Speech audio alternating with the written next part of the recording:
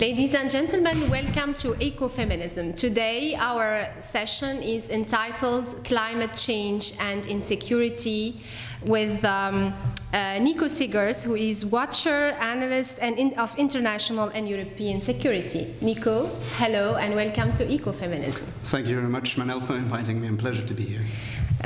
Pleasure is mine. So, Nico Sigers, who is the watcher, the analyst, and the researcher?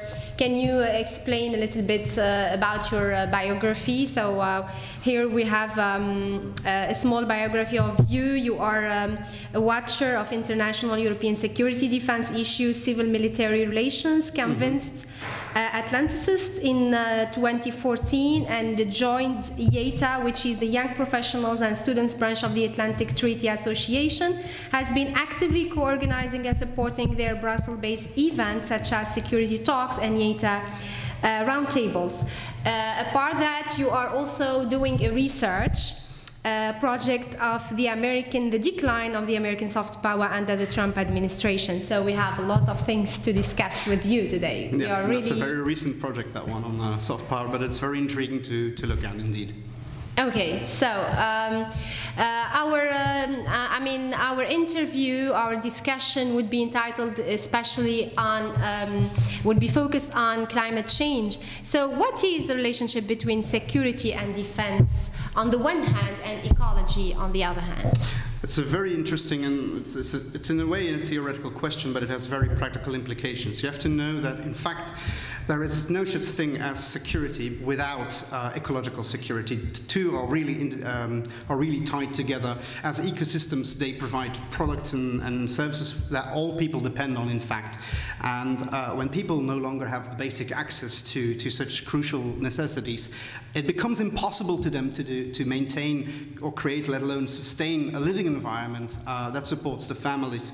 So, in short, no stability or ecological stability without sustainability. And if you talk about security, then of course we talk about things like aggression or violence and peace. Well, in that sense, when ecosystems, when they are harmed beyond repair or self-regeneration, the human species will automatically be at odds with the environment and also with itself. Why do I say that? When life support systems, when these grow unstable, there is a school that actually says, well, then human behavior becomes more unpredictable. And that comes to another idea, that's a thesis that interhuman peace, in fact, is generally easier attained in times of availability of resources, which we call affluence. So in times where everything is available in large quantities, or at least enough to sustain, than in times when that ecosystem and when the resources get scarce. So scarcity and scarcity could be the starting point of a very dangerous cycle of envy, competition, and bitter survival. And that's then something worth making sacrifices for through violence, through conflict or security. And there's lots of examples out there in the world that we can actually illustrate that point. Okay, let us come to the new headlines. What happened actually in the United States, in Texas, and the hurricane and the terrible, atrocities and the victims suffering from that hurricane. So, do you think that climate change denials had this as a proof that climate change is real and climate change isn't an illusion? It's something real and it's something scientifically proven. Well, there's the thing, of course. There's if you look at the United States itself, they have in fact managed to completely politicize the climate change debate. Okay. And in that way, that's very dangerous because. Why do you think they do politicize climate change? Because it's a divisive divide and rule, in my opinion. On the other hand, there is a high dependency, I think, for people on popular media. Popular media do not play an innocent role in this game. I think there is a high responsibility of the media to be informing the public better, and I think that is part of the factor as to why people, especially American citizens, may be more attached to the belief beliefs and indicators of their leaders, rather than the science that really supports it. Of course, if you know and understand how political campaigns are being run in the United States and who is financing them.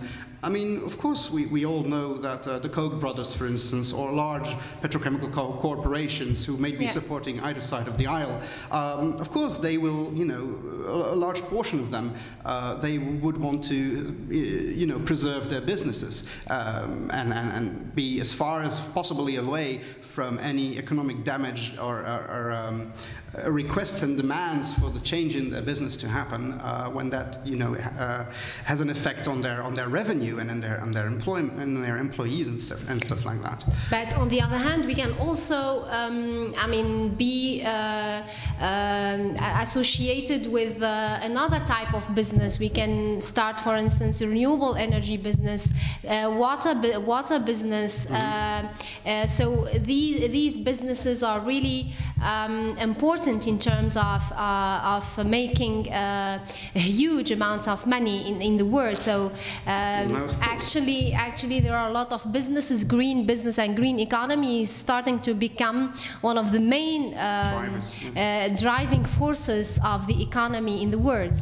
So how can these businesses compete with the old businesses, the new business and the old business? Well, I'm not a market or a market competition expert, honestly, but on the other hand, I do understand that, yes, of course, green business is becoming big business, just as big data is becoming big business. Yeah. You see a big tie there already. How can you, especially within, for instance, the satellite technology business, there are many projects out there. For instance, in Europe, you have Copernicus. They had predicted at first, before Copernicus was there, it was called GMES, for instance. Yeah, GMES. And there were so many companies thriving and hoping for that to launch. But in the end, I think, especially for newer technologies, without a clear government signal to say, yes, this is the way forward, yes, we have to get rid of dirty technologies that harm the environment, without that clear signal, as is, for instance, given by newly, just think of Canadian Prime Minister Trudeau. Sweden, Voilà, Germany also. I think leadership, especially climate change leadership, the culture for that has also a certain importance there to play in which path is being taken. In the end, the consumer, I think, is starting to also understand that it's not just a basic face-off between economy and ecology. It has to go in a way hand in hand. Of course. Yes, and the thing is, as long as it is creating jobs, and if that narrative is being strengthened and credible, especially credible, I think then those newer economies, of course, in the long run, they might turn over them. I mean, they might influence the market otherwise. The big question remains: how much time can we afford still? Because the clock is in fact ticking. The handles of time for climate change, they will never be able to turn back. They only move forward. So that's worrying me. It really, really worries me. Yeah, it's really worrying. And this would lead us to the second question, which is about reports from the 1970s, and since 20 years we had so many, till now we had so many reports on climate change and global warming and the repercussions of climate change on life and on economy. But we had a lot of reports and investigations on security and climate change nexus. Why do you think we have this kind of issue right now?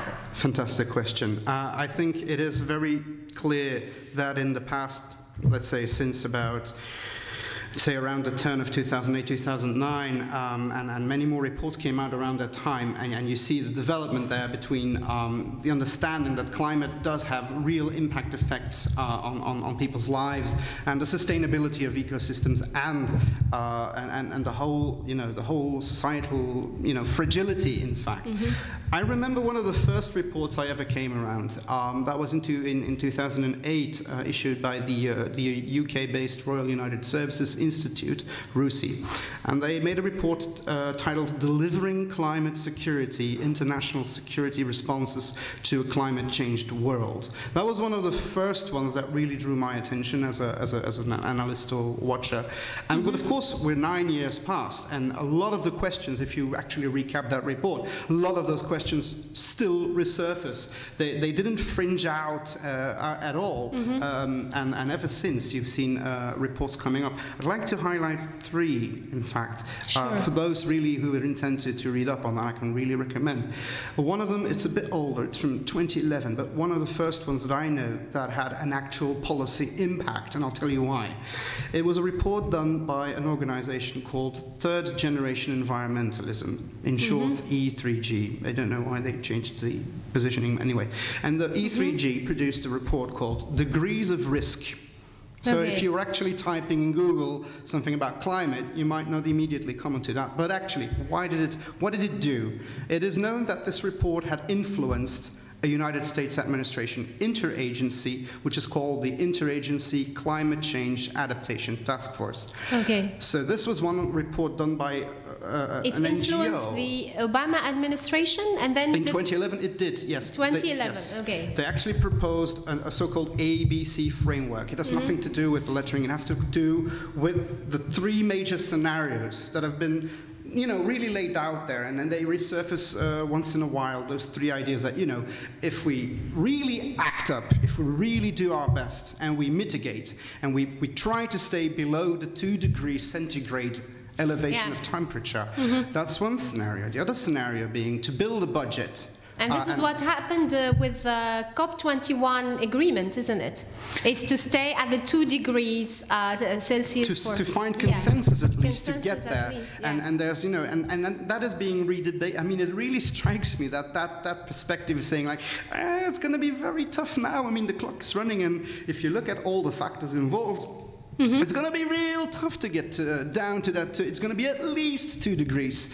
And then, you know, the second part, the second scenario they had was, okay, let's build it up and make a budget for resilience to be able to, you know, to be able to absorb a 3 to 4% centigrade increase. 3 to 4%. I mean, yes, that's shockingly. And then the third would be a contingency plan for capabilities to respond to a 5 to 7 degrees centigrade increase. And then to say, okay, we have these 3 scenarios.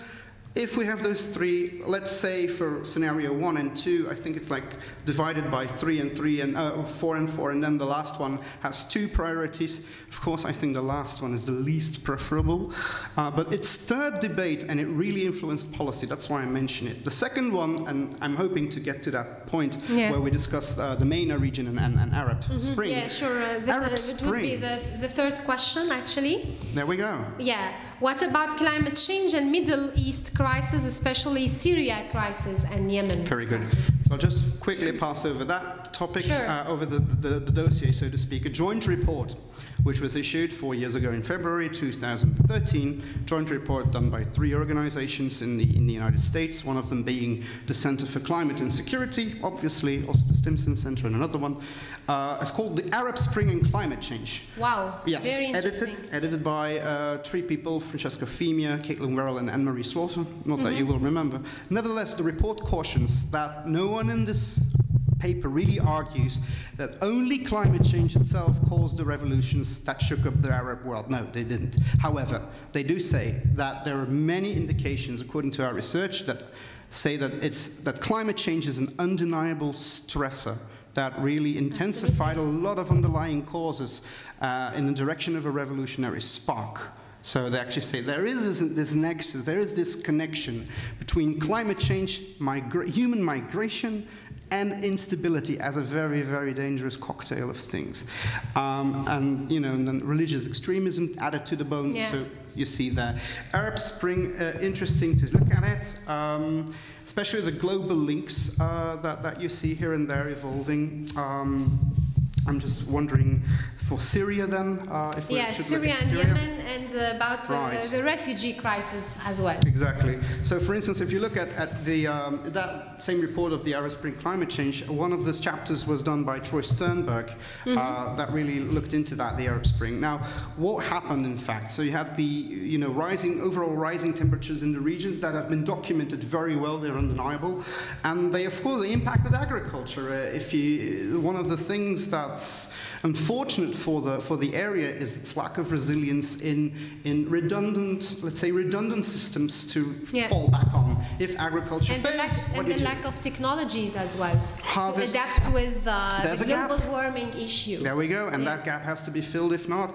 And that impoverished a lot of farming people. So a lot of people who are really depending for their basic income in farming, they had to move out. They had no option. They could just really start. I mean, where there was, and there will be certain parts where there will be desertification, where the desert will advance. Absolutely. So, and there's a little chance to properly irrigate. What do? They move to urban centers. Urban centers start swelling up. They overcome their capacity, they don't expand as fast as the people coming in. The conjuring and struggling of unemployed people is also a harvest.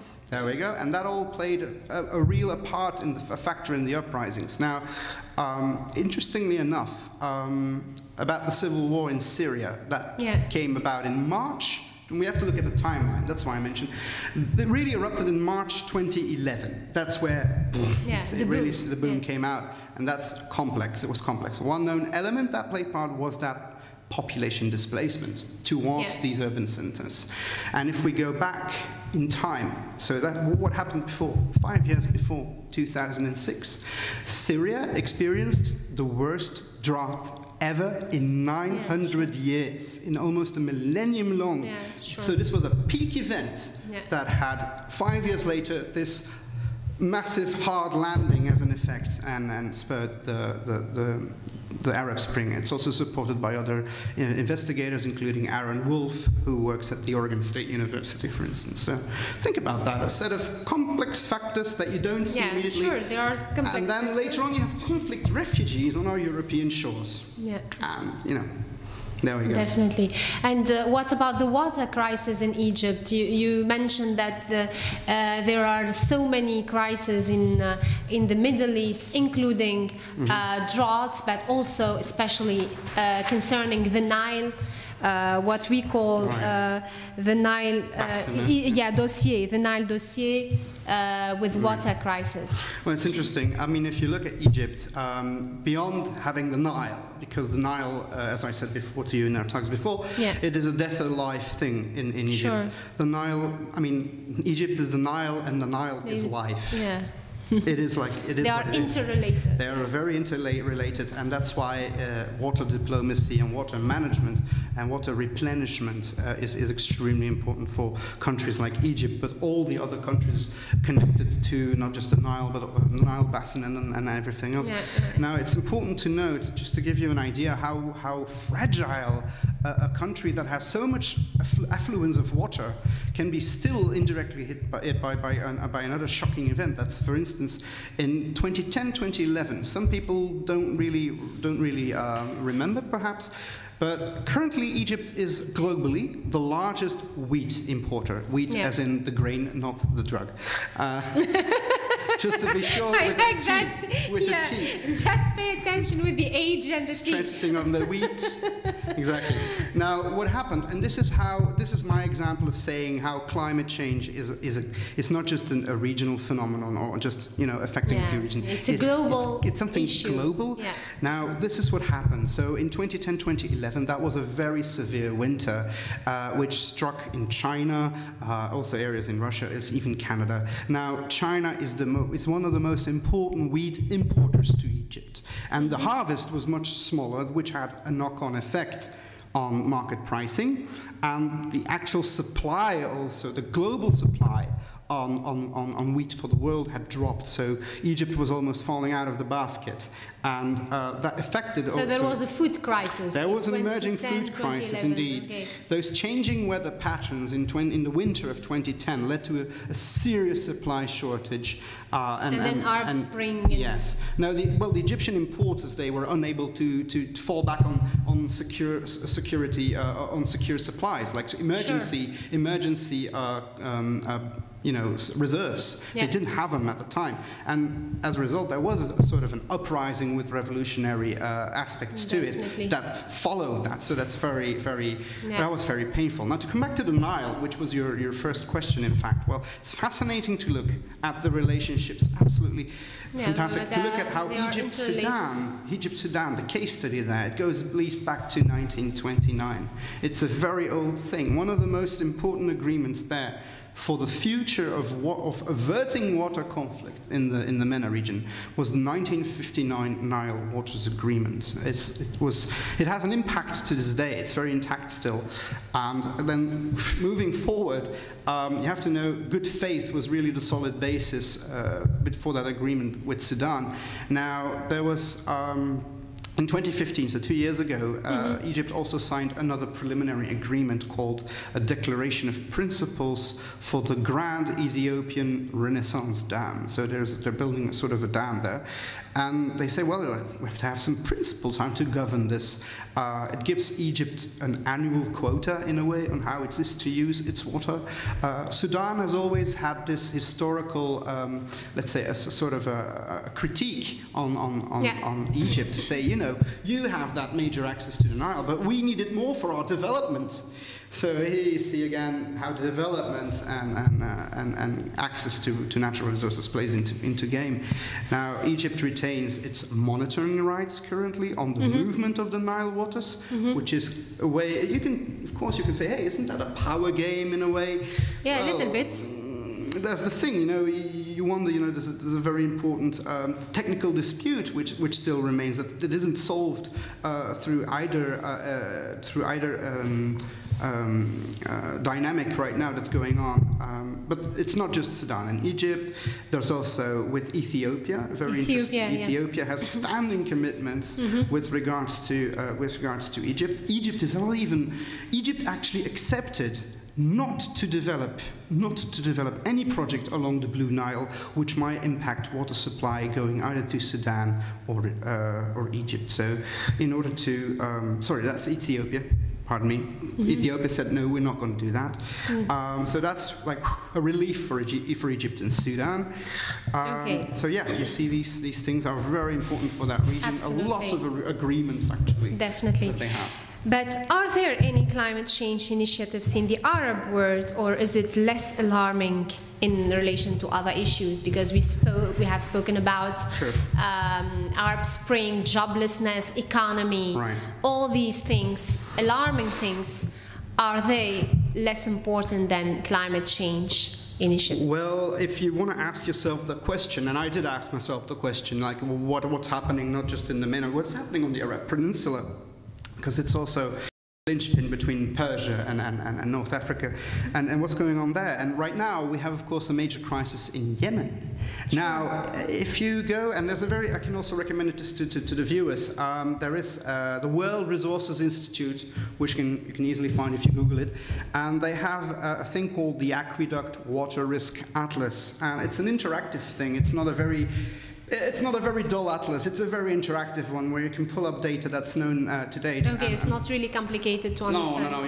Even This is the map. This is like the top map that I just pulled off. And if you really look here, the lower part of the Arab Peninsula, here you have Yemen and all that. That's marked in red. What does red say here in the key of it? The severity of droughts, so extremely high, so more than 50, so to speak, and they've got definition of what they mean by that. But if you also look, of course, the whole the whole part of above Saharan Africa and up to here, that's also quite red. But here, especially in the area where you have Yemen and even the tip here, etc. It really plays a part into the Yemen case. So it's really alarming. Look at that. I mean, for instance, Yemen and groundwater. Yemen's, so you have these underground water basins. In English, we call them aquifers. And these aquifers for Yemen, they make up 70% of their water supply. So if those aquifers are in trouble, that means the people are in trouble.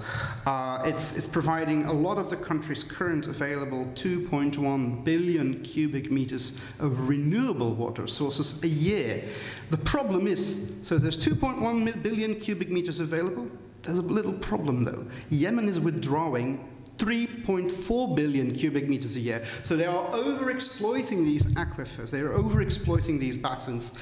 Obviously, in a couple of years, they will have to, they will be, I mean, the troubles are already there, but they will, if they don't act, they will certainly aggravate on top of the current humanitarian crisis, on top of the sanitation crisis, which is an absolute horrendous thing. I mean, there's people, you know, I mean, the sanitation is lacking so much quality. It's an incubation device for diseases. Polio, it's not. And right now there are, I think, over 300,000 affected by cholera. Really, I mean, this is the one thing where you have the perfect storm for Yemen, coming in with the overuse of aquifers, severe droughts which are indicated, and I mean. But for me, if you look at the global picture of things, for me, it's a bit terrifying that we don't have enough data. I mean, one of the maps here, so much terrifying. No data at all. No data. It's very terrifying. Okay, so we were speaking about climate change and initiatives in the Arab world and the alarming situation. But what do you think about youth organizations fighting against climate change, and especially, for instance, Earth Guardians initiated by Martinez, the 70-year-old guy who wanted to sue the Trump administration because they think that there is, he thinks that there is an ecological debt towards the planet, and the Trump administration should take the necessary measures to stop climate change and to guarantee the future generations a better planet. Right. The one word, the two words that really stuck with me here, where they use is ecological debt. Yeah. There is actually I think it's, for instance, to answer directly to your question, I think it's very important that there is blowback, that there is resistance coming out from young people, especially. From young people to understand that, look, this is something that doesn't just. It came from before. There's a transgenerational effect, but we have this generation, this current generation, and the one that just was before us. They still have a major responsibility lying on their shoulders that cannot just be whitewashed in any sense at all. And the thing is, I'm a bit, in a way, I'm realistic to say that we are not yet at our best. And there's a lot of road still to happen. And I think sometimes getting rid of the political correctness and niceness is needed to just make the point that there's a tight schedule here. The luxury of time is gone. The question is the mitigation of risk, how to move forward with that. Sure. So, especially if the motives, I do have to have 2 cents on that. The motives for those organizations have to be, of course, honest. I mean, it cannot be that, in fact, you're doing such kind of a campaign, for instance, and your major financier happens to be a renewable energy supplier. Yeah, sure. It's really contradictory. It's surreal. Yeah. But of course, I mean, Greenpeace has had a word out there. I mean, there's lots of organizations. One of them is the International Water Resources Association, IWRA. I hope this will actually come, and education plays a major part in this. Education, absolutely. I am definitely personally very upset. Help. Yeah. I think the next generation of textbooks should always mention, like, UN Water. There should be a climate change module. Chapter. Yeah, a chapter or series on that. For young people to make people realize that, for instance, 1 liter of bottle of water that we have here to 37 degrees out there today, people, so we really needed that. But to make, this is a 1.5 liter in Brussels only. Nevertheless, which is really 1.5, it's very rare. It's climate change happening. Yeah, climate change in anyways, Brussels. so it's a 1.5 liter bottle, but let's say if this were a 1 liter bottle, in fact, to make that 1 liter bottle in plastic only, it takes 7 liters of water. Wow. Some people are not aware. This is really shocking. This is a daily ecological debt already for everyone. Definitely. If you think about it. There is a thing called Ecological Debt Day, and I don't know, some people are like, oh yeah, that rings a bell. Like, we overshoot the day that we have used up all of the Earth's natural resources in a year, right? Indeed, if you think of the year 365 days, we've overshot this year on August 2nd, which means we've used everything from a year already. Wow. The first calculations for this, it's very interesting. They're not consistent. There are a few gap years, unfortunately. It was shortly after I was born, in 1987, they started the first time, and back then already, they found out that their overshoot day was December 2nd, so no turkey for Christmas, in that sense. So, very sad to see. And consumption, yes, consumption is a thing, but replenishment strategies, that's very important. Okay.